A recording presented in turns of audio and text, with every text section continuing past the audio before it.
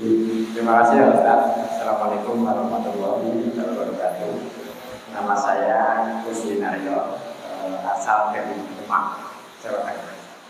Yang saya tanyakan Pak Ustaz itu untuk mendiamkan pikiran dan hati. Jadi metode yang paling tepat, metode ataupun cara ataupun tip ataupun trik lah.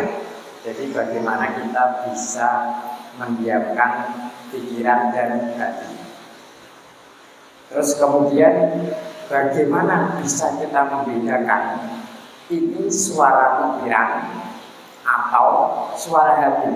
Nah itu saya masih nyampur jadi masih belum bisa membedakan. Terima kasih Ustaz. Terima kasih. Assalamualaikum warahmatullahi wabarakatuh.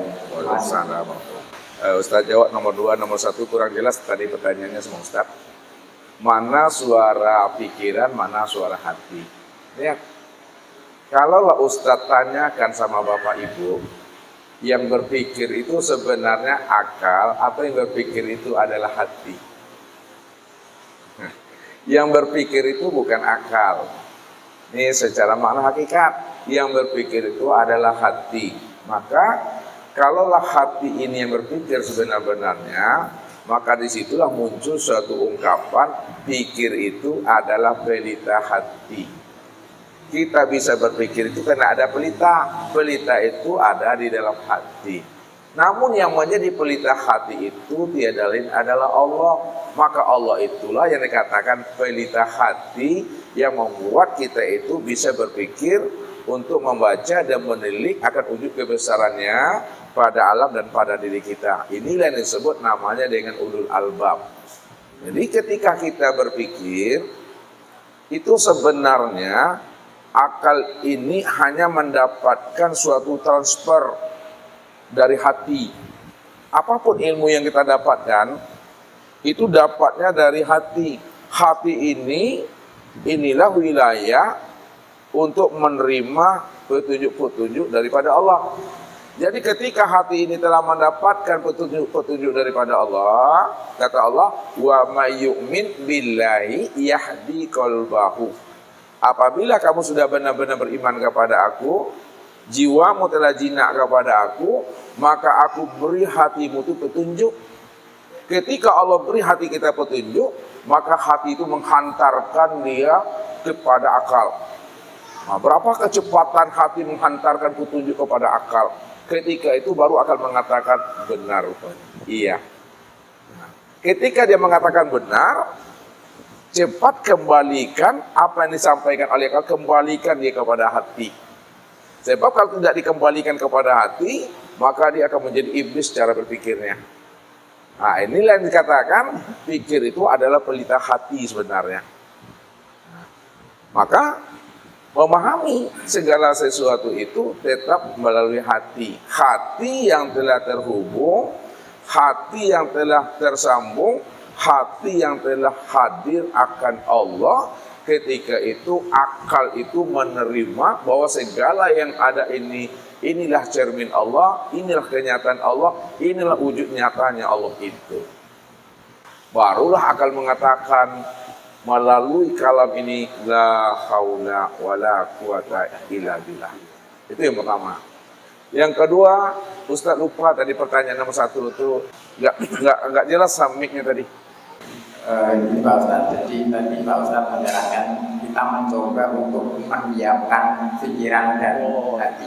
Nah, ya pikiran dan hati itu kan loncat-loncat Pak Ustaz. Kadang ke sana, kadang ke sini, kadang ke depan, kadang mengingat masa lalu dan sebagainya. Itu juga masih agak susah Pak Ustaz. Jadi itu tipnya yang paling situ bagaimana Pak Ustaz? Ya, terima kasih. Jadi mendiamkan pikiran itu jangan Bapak Ibu pahami diam dalam bahasa syariat. Diam dalam bahasa syariat, Bapak Ibu tak berpikir lagi. Ya, kalau Bapak Ibu tidak berpikir lagi, itu kata orang Arab majnun. Ya, itu adalah gila. Namun diam yang Ustadz maksudkan tadi, kembalikan segala sesuatunya itu kepada Allah. Makanya orang yang tajam pandangannya memandang Allah di atas segala-galanya, disitulah letak makom iman itu yang sesungguhnya. Apa kata Rasul kepada kita tentang iman?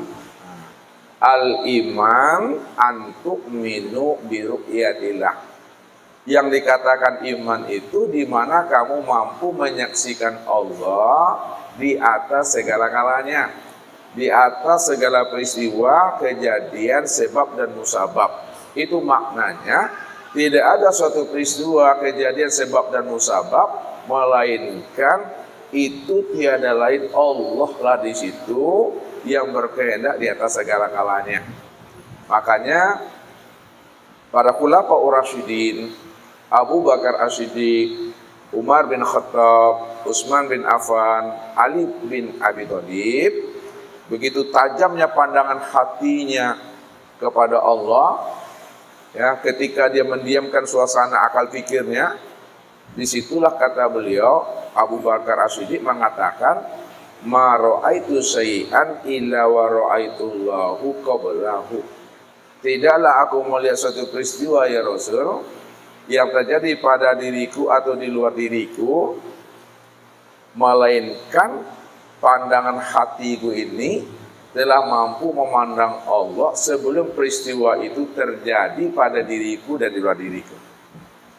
Lalu apa pula kata Umar bin Khattab, ma ra'aitu syai'an illa wa ra'aitullahu ba'dahu.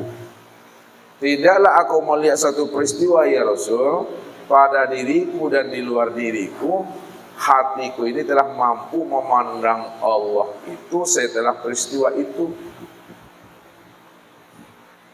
Jadi sebelum peristiwa, sesudah peristiwa, sudah terpandang Allah itu dalam pandangan hatinya. Sehingga ketika terjadi sesuatu peristiwa, hatinya mampu menyikapi, tidak ada yang kebetulan. Semua peristiwa itu telah tertulis 50.000 tahun sebelum alam ini ada dan sebelum kita ini wujud di dunia ini.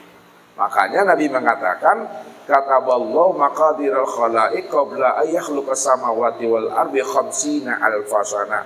Allah telah menuliskan, ya, ketetapan catatan hamba itu, melainkan catatan hamba itu telah aku tulis 50.000 tahun sebelum alam ini ada. 50.000 tahun sebelum alam ini ada, itu bukan dalam hitungan kita, dalam hitungannya Allah, matematiknya Allah. Dalam hitungan Allah, 50.000 tahun itu menurut pandangan kita itu sama dengan 18.250.000.000 tahun sebelum adanya langit dan bumi ini. Berarti pandangan hati ketika menyikapi itu tidak ada suatu hal yang kebetulan itu. Ya. Nah, ini pandangan Umar. Lalu bagaimana pandangan Utsman bin Affan? Menyempurnakan dia. Ma ra'aitu syai'an illa wa ra'aitullahu ma'ahu. Tidaklah aku melihat suatu peristiwa ya Rasul pada diriku, di luar diriku, melainkan hatiku ini mampu memandang Allah beserta peristiwa itu. Sebelum peristiwa, setelah peristiwa, bersama peristiwa, hatiku telah mampu dengan tajam memandang Allahnya beserta peristiwa itu. Makanya Nabi mengatakan, la tataharrakun zaro illa bismillah. Tidak bergerak benda sebesar zaro, melainkan itu atas biqudratillah wal iradatillah. Lalu bagaimana pula ketajaman pandangan hati Ali bin Abi Thalib sebagai pintunya ilmu? Makanya Nabi mengatakan, kalau kalian ingin mengambil ilmu, masuki dulu pintunya. Pintu ilmu itu Ali. Nah, gudangnya ilmu itu adalah Rasulullah. Perbendaharaan ilmu itu adalah Allah. Apa kata Imam Ali? Ma ra'aitu syai'an illa wa ra'aitullahu fih. Tidaklah aku melihat satu peristiwa ya Rasul yang terjadi pada diriku atau di luar diriku, melainkan aku mampu memandang Allahnya, ya, yang meliputi pada semua peristiwa itu. Sebelum peristiwa, setelah peristiwa, beserta peristiwa, yang meliputi sekalian peristiwa, awal, akhir, zahir dan batin peristiwa itu, aku mampu memandang Allah di atas segala-galanya. Itulah makna mendiamkan pikiran, sehingga tidak ada satu peristiwa yang terjadi pada diri kita dan di luar diri kita, melainkan itu adalah nyatanya, senyata-nyatanya fiil dan perbuatan Allah itu. Kalau kita sudah bisa mendiamkan pikiran itu, memandang Allahnya, insya Allah Bapak Ibu, kita ini selalu menyikapinya dengan jalan sabar, ya, dengan jalan ikhlas dan dengan jalan istiqomah. Makanya Nabi mengatakan, as-sabru kanzun min kunuzil jannah. Sabar itu adalah perbendahara surga. Kalau Bapak Ibu telah sabar menyikapi masalah hidup ini dalam berkeluarga, maka sebenarnya sudah nyatalah ahli surga itu, betul-betul nyatalah pada diri Bapak Ibu. Bapak Ibu itu ahli surga. Ini penyampaiannya. Namun hakikatnya, ya, kalau kita dalami lebih dalam, kita ini yang hidup di dunia ini adalah orang surga, tidak ada orang dunia. Ya, kenapa kita yang ada di alam dunia ini disebut namanya orang surga? Karena sebelum kita turun ke alam dunia, ya, kita berada di alam surga. Namun untuk kita beranak pinak, bercucu, menantu, beraktivitas itu di dunia. Maka orang yang hidup di alam dunia ini, Bapak ini termasuk Ustaz, sebenar-benarnya Bapak Ibu ini orang surga. Maka meninggalnya tetap kembali kepada asalnya. Jadi orang dunia itu tak ada. Ya. Yang ada itu orang surga. Karena Bapak Ibu sebelum turun ke dunia asalnya dari surga. Siapa tuh sebelum turun ke dunia ini, siapa orangnya? Tuhan Nabi Adam dan Hawa. Itu orang surga tuh, beranak pinak lah di dunia ini. Ya, makanya cucu-cucunya, keturun-keturunannya, inilah cucu dan keturun-keturunannya orang yang ahli surga, yaitu Nabi Adam dan Hawa itu. Nah, itu memahami ilmu ini. Gitu Pak. Silakan.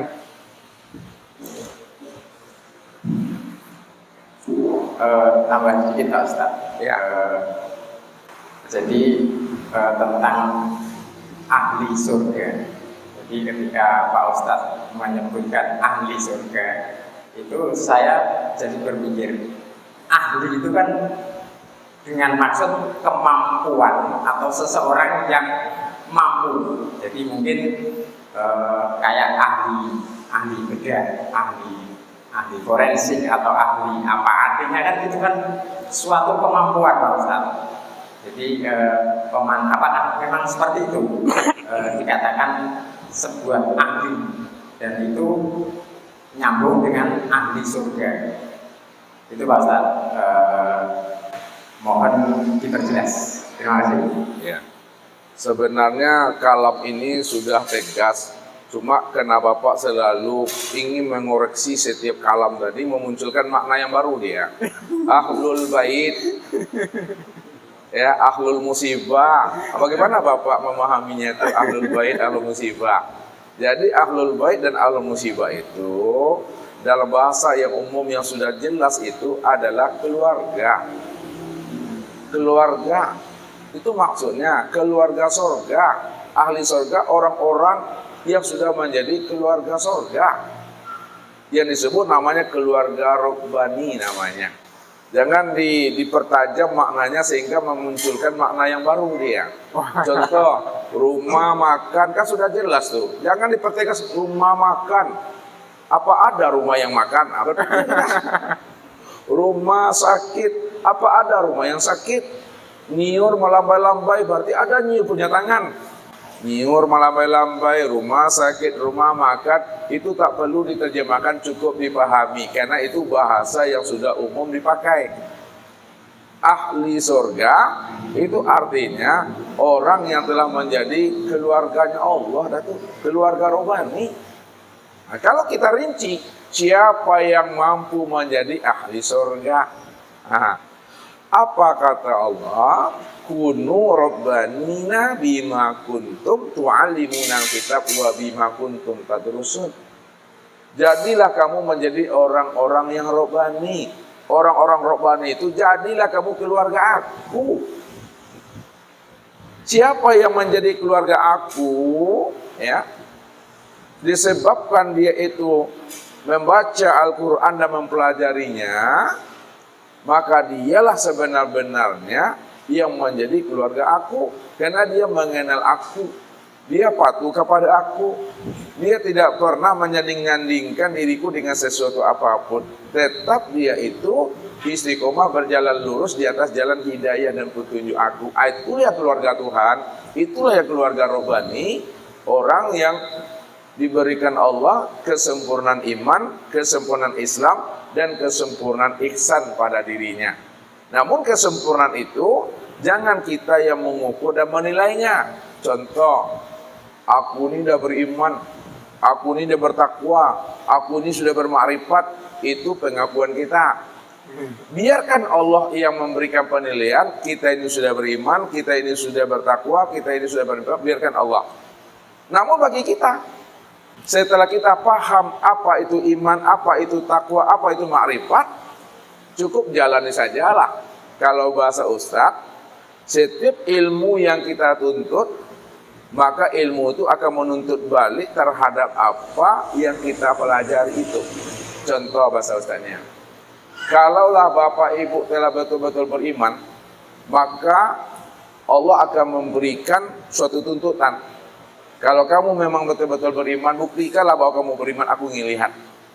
Kalau kamu benar-benar bertakwa, buktikanlah bahwa kamu itu bertakwa, aku ingin lihat. Kalau kamu benar-benar sudah bermakrifat, buktikanlah bahwa kamu itu bermakrifat, aku ingin lihat. Kalau kamu betul-betul keluarga aku, buktikanlah di hadapan aku bahwa kamu itu betul-betul keluarga aku. Makanya setiap ilmu yang kita pelajari, Allah minta tuntutan terhadap apa yang kita pahami itu. Supaya apa? Ilmu itu akan menjadi berfaedah, memberi hikmah buat diri kita dunia wal akhiratnya. Tapi kalau ilmu tidak diamalkan, ibaratnya pohon besar tak ada buahnya, tak memberikan penilaian dan faedah buat dirinya. Kalau bakso Minangnya mah Bapak Ibu, ya bakso Minang mah kok gak pakai Minangnya, ya. Sakete bisa dilauikan, sekupal bisa dibukikan. Apa maksudnya itu? Sakete bisa dilauikan. Walaupun Bapak Ibu baru dapat ilmu, sedikit ilmunya, tapi bisa dilautkan. Bisa dilautkan itu, ilmu yang sedikit yang Bapak Ibu dapatkan itu memberi hikmah dia pada diri Bapak Ibu, memberi faedah dia bagi keluarga kita. Itulah ilmu yang sedikit tapi bisa memberi manfaat buat orang banyak. Ilmu yang banyak tidak bisa dilautkan. Ini maksudnya ilmu kita banyak tetapi tidak bisa dilautkan. Maksudnya ilmu yang banyak tidak memberi faedah, tidak memberi hikmah pada dirinya dan orang lain, maka ilmu yang banyak itu yang tidak bisa dilautkan itu yang membuat kita menjadi seorang uzazil dalam pandangan Allah. Uzazil tahu? Itu adalah orang yang pembangkang di hadapan Allahnya. Tapi biarlah ilmu sedikit tapi memberi faedah dan hikmah dia. Begitu ilmunya.